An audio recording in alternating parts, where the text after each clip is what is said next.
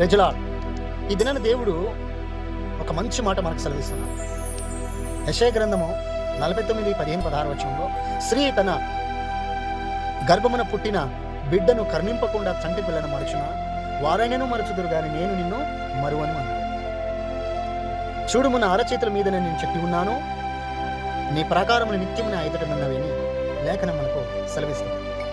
అమ్మ ప్రేమ కంటే ఈ ప్రపంచంలో, వినండి చాలా జాగ్రత్తగా, ప్రపంచంలో అమ్మకు ప్రేమను క్రాస్ చేసినటువంటి నాథుడు లేడని ఒకసారి మీరు గమనించాలి. అమ్మ ప్రేమకు మించినటువంటి ప్రేమ మరొకటిది లేదు. కానీ ఇక్కడ బైబిల్లో మనం చూస్తే దేవుని మాటలు, దేవుడే అంటున్నాడు, నీ మమ్మీలకు మీ తల్లిదండ్రులకు అనుగ్రహించినటువంటి నా ప్రేమలో కొంత నీ తల్లిదండ్రులకు నేను ఇచ్చాను.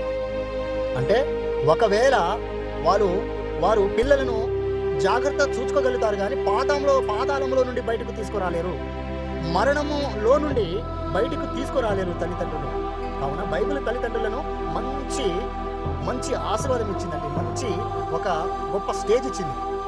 మొట్టమొదటి బైబిల్లో మాట, నిన్ను వలె నీ పొరుగు అని ప్రేమించన్నాడు మొట్టమొదటి. రెండవది, నీ తల్లిని నీ తండ్రిని, నువ్వు భూమి మీద దీర్ఘాయుష్మంతుడు అవ్వాలంటే నీ తల్లిని తండ్రిని ప్రేమించాలి. ఈ రెండు మాటలు చాలా సంచలేసం, బలమైన మాటలు. కనుక మనం గమనించాలి ఏంటంటే, తల్లి ప్రేమను క్రాస్ చేసినటువంటి ప్రేమ ఇక్కడ లేదు, కానీ దేవుని ప్రేమ మాత్రం క్రాస్ చేసి వెళ్ళింది. యేసుక్రీస్తు ప్రేమ మాత్రం అందరికీ పైగా ఉన్నది. ఆ ప్రేమలో ఉండేటువంటి నెమ్మది, సమాధానం, జాలితనం, మంచి జీవితం, ఎవరికి భయపడినటువంటి మంచి ఒక మార్గం ఆ ప్రేమ మనకు చూపిస్తుంది. ఆ ప్రేమ ఎదుట ఏ ప్రేమను పనికిరావు. బంధువులు, మిత్రులు, అన్నదమ్ములు, స్నేహితులు కదండి, మన కోసం ఎంతోమంది మన కోసం ఇష్టపడేవారు అయినా సరే కొంతవరకు ప్రేమిస్తారు. ఇది వాస్తవం. కనుక ప్రేమించాలి అంటే అది క్రీస్తు ప్రేమ తప్ప మరొకటి ఏది ఉండదని ఇది మనం అర్థం చేసుకోవాలి. ఆ ప్రేమ అంత గొప్పది.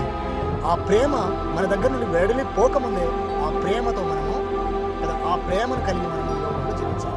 ప్రజలాడు